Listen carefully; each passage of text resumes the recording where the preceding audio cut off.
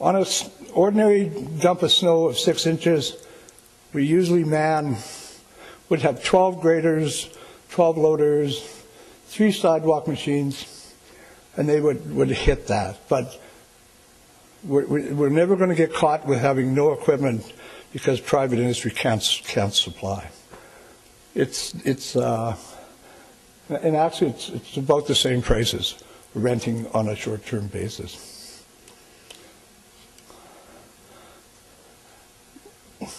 When we started off opening driveways, we put grader gates on the graders. Limited use to them. Any snow over 2 inches, grader gates wouldn't work. They just overflow halfway through the driveway and we'd have to go clean them up anyway. So although we still use grader gates on a couple of the graders, most of them we just run loaders with all the graders.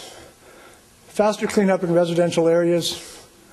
Parking restrictions, and we do on a daily basis every morning put out where we're going to be plowing. So you can park on your street, but not if we're going to be there. So we try to tell the people what section of town we're going to be in. Our town's divided into about 8 different sections, and this seems to help a lot. We make sure we packed 64 people during the winter months. That's a lot of people if it's not snowing. It's kind of like a fire department. You need them there just in case.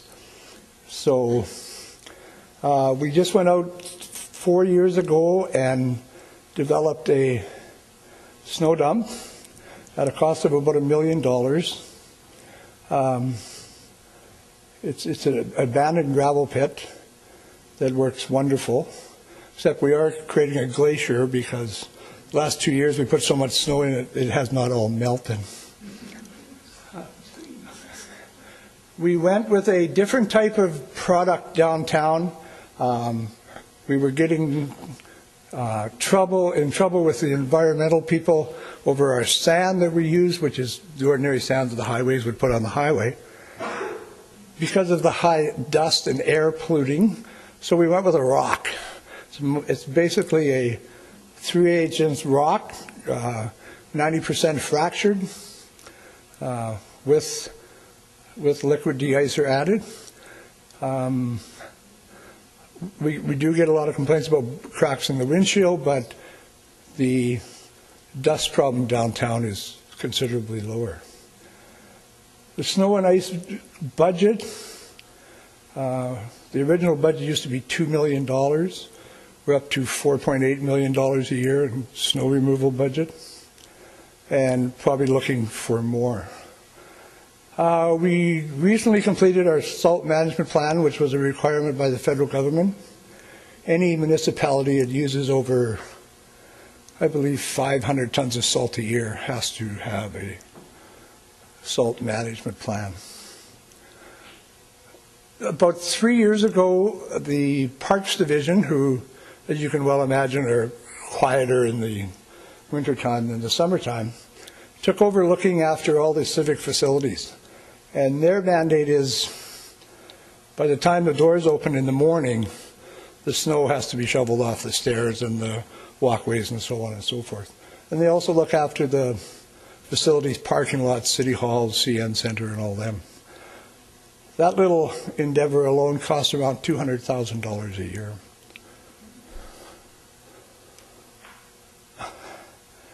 Back in the 90s, it was taking 5.5 days to clean up the snow. We got that down at one time to 3.5, although I was never quite sure we ever really did it in 3.5 days, but 3.5 or 4. Last year, for the first time, we made some other differences where we were asked if we could make downtown the #1 priority. So we did that. It did add about a day. This graph's not quite exactly right because the residential and the arterial actually go on together, but you're still looking at it from when we start operations to finish is about 4.5 to 5 days.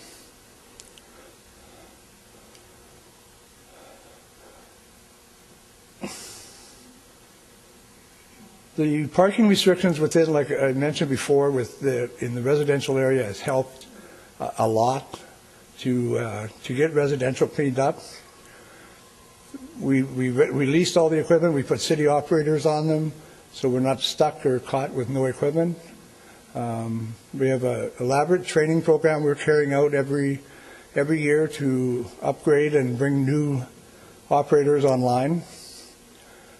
In the middle of a snow event, we go 2 shifts of 10 hours a day, usually for the full 5 days. We have tried this with limited success to go into residential nighttime operations. It's noisy. Some people don't like it. We do it only if we're in one of these times when we have back-to-back snowfalls and residentials are in pretty bad shape. Most people are more than willing to lose a half-hour sleep so they can get out of their road in the morning.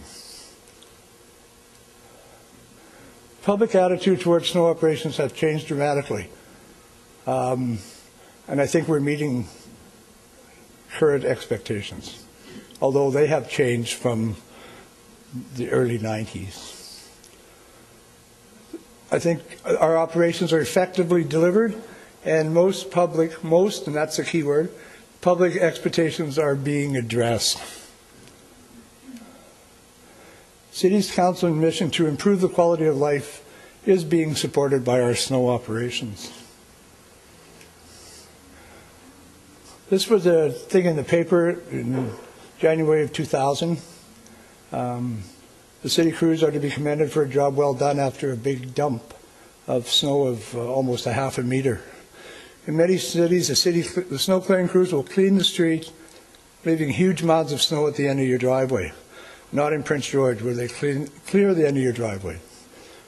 This really helps morale for the guys that are doing the work.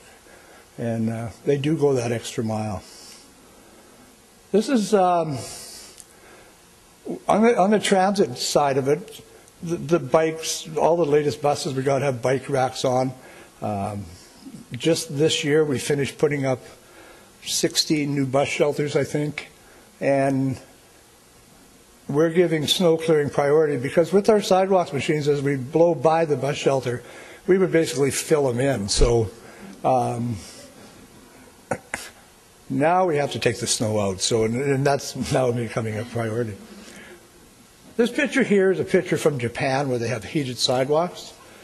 We have a heating system being planned for Prince George. I'm not sure how long down the road, but heated sidewalks and roads have been on the agenda since 2003 for sure, because we looked at it for 3rd Avenue, but I think it was $8 million to do 4 blocks. I can plow a lot of snow from this for $8 million. Here's just some basic statistics of what we deal with. This slide maybe should have been updated. The annual snow disposal is around 400,000 tons of snow we haul out of the downtown and off our main arterial highways every day or every year. I was talking to this gentleman here about, I just come in late because it was snowing so hard in Prince George we couldn't get out this morning. We have quite a few kilometers of bike lane, which we do use for snow storage in the wintertime. So haven't quite got that figured out yet, but that's where we store it until we can load it out and haul it away. So sometimes the bike lanes are nice and clean and sometimes they're full of snow. And that's it. Thank you very much.